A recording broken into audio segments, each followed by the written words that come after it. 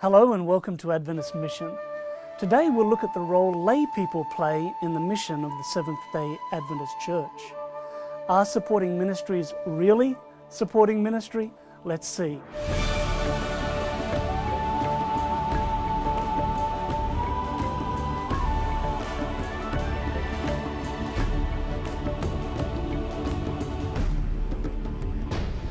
Supporting ministries aren't operated by the church, but they're lay-led organizations by church members who want to help support the church in its mission to the world.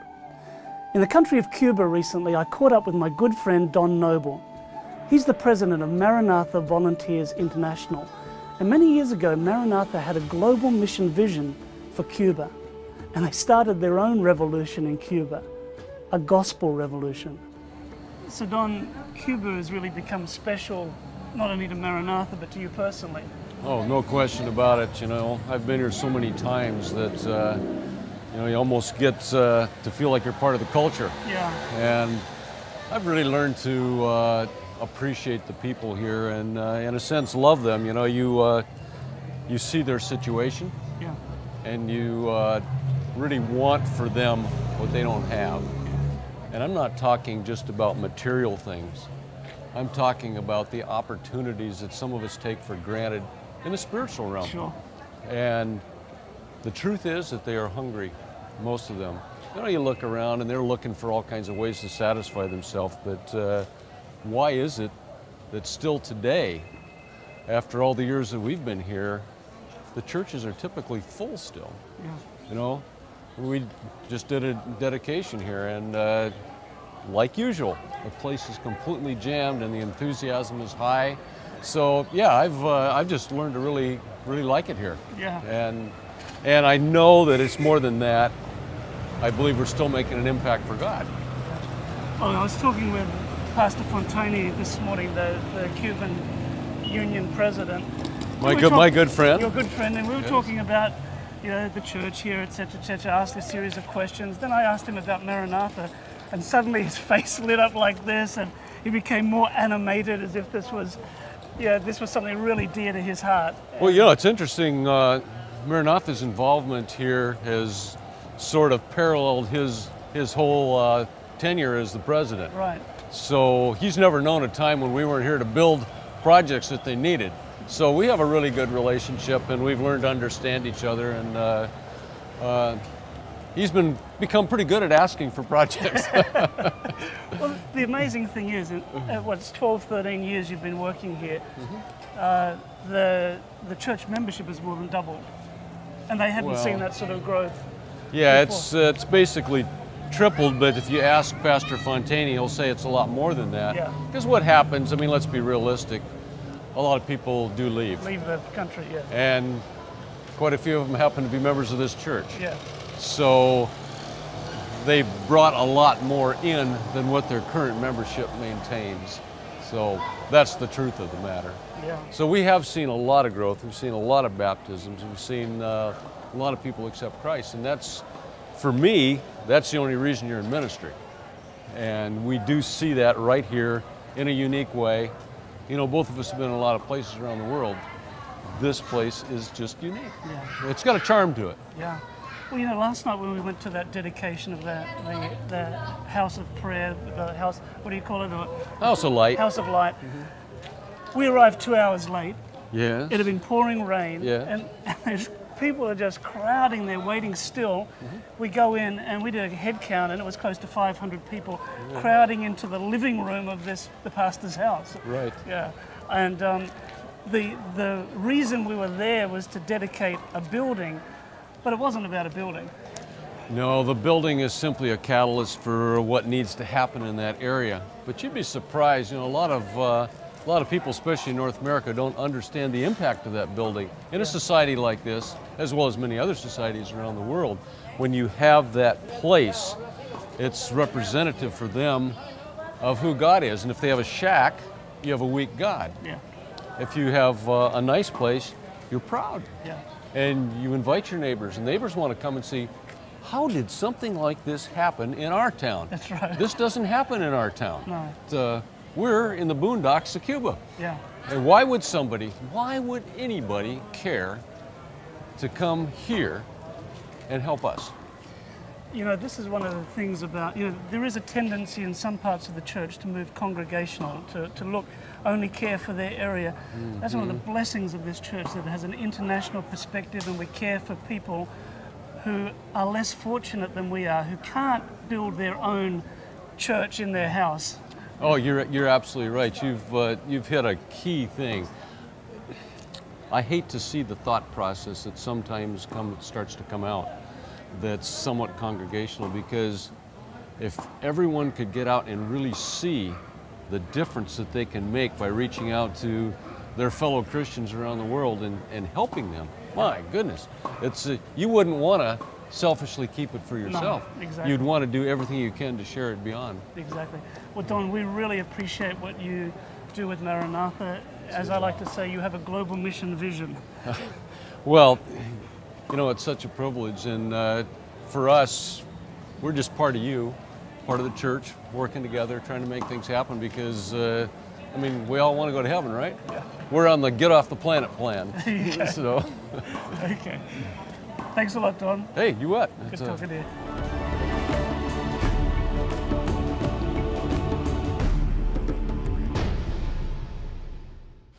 In 2005, the World Church voted a program called Hope for the Big Cities.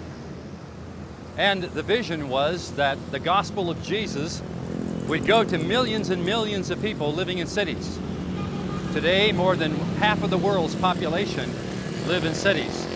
For so many years, the Adventist Church has grown in rural areas, but we haven't done well in the cities. And one of the major Tell the World initiatives is to focus on sharing the good news of Jesus in the cities of this world.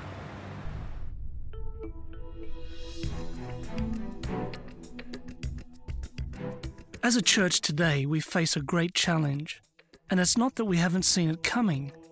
In 1990, when Global Mission was established, church leaders identified 5 key global mission challenges. One of those challenges was the huge urban areas of the world. Today, more than half the world's population live in cities of at least 1 million people. Cities are growing at an alarming rate, and they're growing fastest in developing countries, many in the 1040 window. Today, the 5 largest cities on Earth are Tokyo, Mexico City, Sao Paulo, New York City, and Mumbai. By 2015, they'll probably be Tokyo, Dhaka, Mumbai, Sao Paulo, and Delhi. Dhaka, Bangladesh is one of the world's most densely populated cities. More than 14 million people call it home, and there are only about 800 Adventists. If you sat in a market and watched a rickshaw go by every 10 seconds in downtown Dhaka, you'd have to wait 2 days before you saw one carrying an Adventist. Istanbul, Turkey links Europe and Asia, the West with the East. This city grows at a rate of 1,400 people every day. More than 13 million people live in Istanbul, a city that's both Muslim and secular. It's a city of contrasts and compromises. And among these 13 million people, there are only 80 Seventh-day Adventists. And of those 80, only 15 come from a Turkish background. Paris, France is called the City of Lights, yet here the light of the Adventist Church is still dim. The church is making great strides to reach out to its urban neighbours, yet the challenge they face is immense. Jakarta, Indonesia, the largest city in the largest Muslim country in the world. Home to 18 million people, the rich and the poor, the religious and the secular. There is one Adventist for every 1,500 people here, yet only a small handful are from the majority Muslim population. When he saw the crowds, he had compassion on them because they were harassed and helpless, like sheep without a shepherd. I guess my appeal to church members and also to the church leaders is that they might make the people of the cities their neighbors in heaven. I would ask in a very special way that we would place a special emphasis on bringing Jesus to the lives of people who live in urban areas. To learn more about mission around the world, please visit AdventistMission.org. Maranatha Volunteers International serves all over the world building churches and schools, clinics and hospitals, orphanages and homes, or all of the above.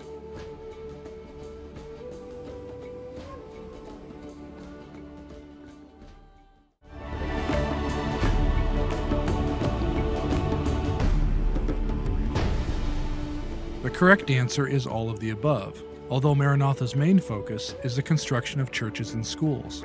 Since its beginning in 1969, Maranatha has built approximately 1,600 churches. Each year, Maranatha organizes mission trips for about 60 independent groups in which more than 3,000 volunteers participate. Thank you for joining our program. Our very special guest today is Donna McNeilis, and she is the president of ASI. Now, ASI, Donna, that's an interesting acronym. What does it mean? Adventist Layman Services and Industries. And the second question, shortly, because I know everyone already knows this, but what is it? Well, it's actually a group of lay people that are involved in work around the world sharing Christ in their marketplace. Okay. Now, I like the way you use the word group because it makes it sound like something real small. But it's really not something small. When you have the ASI convention, how many people come? Well, we have thousands of people that come to National Convention, and that's what's really exciting for me personally, because you see people that don't look like me. You see people from all over the world that are really passionately excited about sharing Christ in the marketplace. And of course, I think that's the whole focus of it, is that it is a lay organization that is focused on mission and proclaiming Christ's name in every possible environment they can find. But we're working united, hand in hand with Absolutely. our church. Oh, it's Absolutely. fabulous. Yeah. Now, I know that you have, been involved in ASI for how many years? Well, we've been going to ASI for 21 years. Okay. Now that's a fair distance, and so it shows a commitment to that organization. But what does this mean personally to your family? Well, I can remember when Denzel told me that he had decided to join ASI, and I said, well, what is ASI? So he told me what it was, and he made a promise that he would go to National Convention. And that was held in Glorieta, New Mexico, and that's quite a ways away from our home in Minnesota, but I said to him, we're going to go. We went to that convention, and absolutely it changed our life. We decided that we shouldn't just only be paying our tithes and offerings, but we needed to be actively involved as a family. Now, you and your family have been involved in mission. Why is it important? Well, because it's changed our life. We have a different focus. We really are passionate about Jesus, and we really want to see this work finished. And so for a family to get to do this together, it's just an amazing journey that we've been on together. And of course, there are a lot of people who are watching this program right now, and the question obviously is why should it be important to everybody?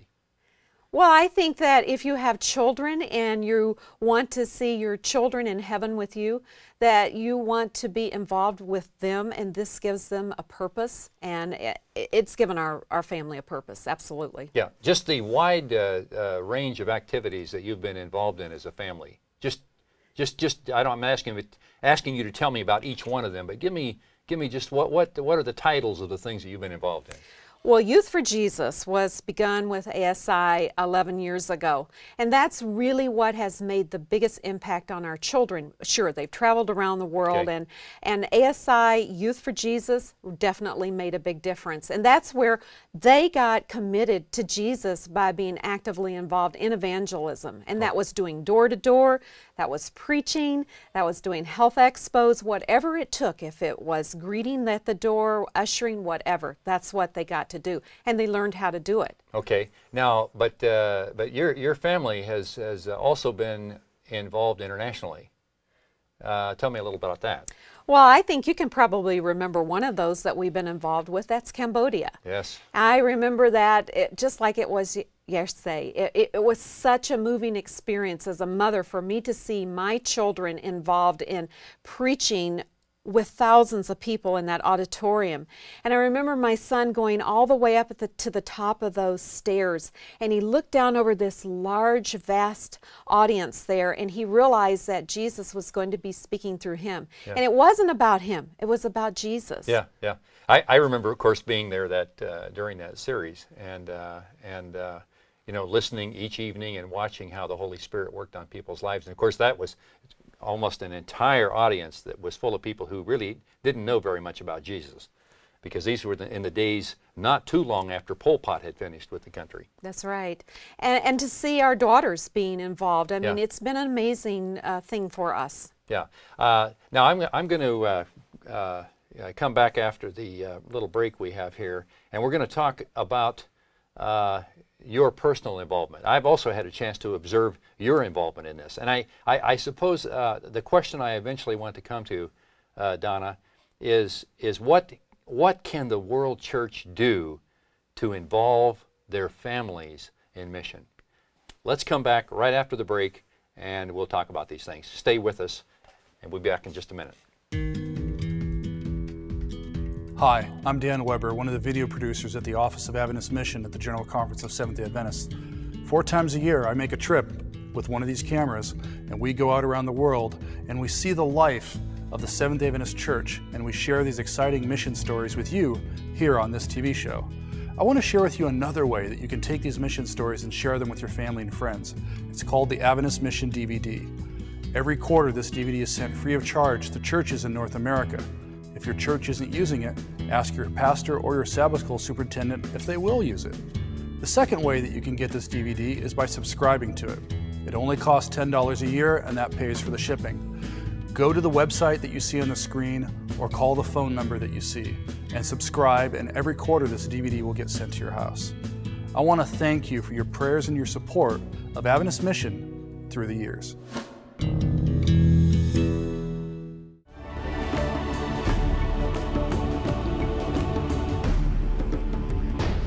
Welcome back to our program, where we're talking with Donna McNeilis, the president of ASI. And I know that we have been talking about your family and their involvement in mission, and how important it is for families to grasp a picture of what they might do for the Lord. And you've been telling us about how your family has been involved in various aspects, but I want to talk a little bit about you personally. You know, I remember not too many years ago, I went up to visit a Youth for Jesus program. And I don't know how many were there, probably 30 or 40 young people. And I heard that you were up helping them. And I thought, well, I'll come up, and no doubt, you know, she will have some spot where she's, you know, telling people to do this or do that, you know. But when I came into the program, I will never forget where I found you. Where did I find you, Donna? You found me in the kitchen. And I learned, well, what were your responsibilities there? Well, my in the kitchen? responsibilities in the kitchen was I was a cook, and I was trying to teach the children that we had to cook together and we had to clean up, and there was a lot that was involved in the kitchen. Yeah, and I suppose there was somebody that had all the meals planned, and they just brought them. They brought them in from the grocery store? Oh, no. I wish. Yeah. But no, that wasn't the case. Actually, we had to go out every day and buy all the food after we were done cooking. So we went to the grocery store, brought it back there, and then had to start all over the next day. Yeah, then of course, you know, as supper ends and then the meeting starts in the evening, you know, I just know what's involved in that kind of a program. I mean, you were there every evening. You were, you know, of course, counselor. People had problems. They cried on your shoulder, and then of course the day started fairly early, I would guess. Oh, it started early, because if we were going to get a shower before the girls got in the shower, we adults had to get there first, so that meant before the sun actually came up. And I remember sleeping on the floor. Actually, it wasn't the floor, but it was a mattress on the floor in the library of one of our schools. And we shared with everybody where we had to stay, and they were just shocked that we were willing to sleep on the floor, so to speak. How can parents get their children involved in mission? Well, you know, I'm asked that a lot, and I really believe that you have to sincerely pray and ask God to show you the way of what's best to get your children involved. And I realized as a parent that it was my responsibility to get them actively involved. And I know we have schools and I know that we have churches, but I still felt that it was my personal responsibility. And I looked for activities for my children to be involved in. And we're just so happy that they got the opportunity to be involved with Youth for Jesus. Do you think it'd work very good if you just provided opportunities for your children while you were not involved? No, I think it was good that they got to see that their mother was involved with them. And their father. And their father, oh, absolutely. My husband was definitely involved, and it worked well because we worked well together. Yeah, yeah. Well, I think, in other words, you approached it as a family. Yes, we did. And I think that's the important thing that we have to keep in mind here.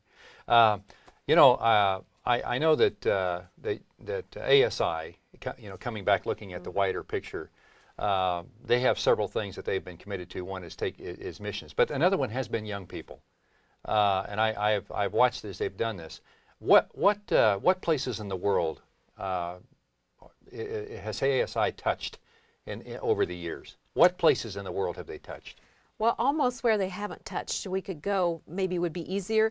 But I can remember being in the Philippines when we tried the New Beginnings DVD for the very first time. And that's an evangelism series for those who aren't familiar with it. That's right. Yeah. And we took young people with us because we wanted to see how it would work with young people doing this and also with we adults. And it was amazing to see the response that the young people received because, you know, young people realize they don't know everything and they're not perfect, but they can still do it. And it's not their voice, it's just God speaking through them. And so, yes, it's been really good. We've been, like I say, around the world, and it's amazing what we can do. Donna, what advice would you have for people watching this program that are saying, how can I get involved in mission? We got just a few seconds. What would you want to tell them personally? Well, I'd say pray first, and then I would look for opportunities. Ask God, how can you use me? Right. Ask Him how He can use you, and how He can use your family, and how you can share Christ in your marketplace, no matter where you are. Donna, I want to thank you for being part of our program. You always bring in excitement to it. It's a warm, sunny morning in Tokmak. Children gather in the courtyard of a small Adventist school for the last day of the school year. They have dressed in their best clothes, and some of them have flowers to give to their teachers. This town is in the northern part of the country of Kyrgyzstan, and it lies below a range of snow-capped mountains. Most of the people who live here don't believe in Jesus, yet they still send their children to the Adventist school. As the school day begins, the children prepare for the graduation festivities. When the program begins, they sing songs and recite poems and are given awards for their academic efforts. Smiling parents and other family members are proud of their children. They are thankful that their children can learn in such a loving and caring environment here at the Adventist school. As the program comes to a close, some of the graduating students shed tears because they know that they won't be back next year. Even though they have different religious beliefs from their teachers, some of the children have learned valuable lessons at this school. The graduation service ends with a prayer and one of the parents leads out. The people of this town have learned to respect, appreciate, and even love the Adventists who live and serve in their community. What can we do to share the love of Jesus with those we see every day? Please pray that God will help you to share His message of love and forgiveness with others, even if they don't believe the same as you. To learn more about mission around the world, please visit AdventistMission.org. Let's pray that God will open our eyes. Open our eyes so we can see the tremendous needs in our world. People are hungry, they're tired, they're discouraged, they're without hope. And they desperately need to hear and experience the good news about Jesus Christ. And let's continue to pray for our frontline missionary work and the lay organizations that are helping the church tell the world about Jesus. Thank you for your continuing support of Adventist Mission through your weekly mission offerings in your local church. You are helping make a difference. To find out more information about Adventist Mission, please visit us online at www.adventistmission.org. Thanks for joining us today, and I hope you can join us next time right here on the Hope Channel.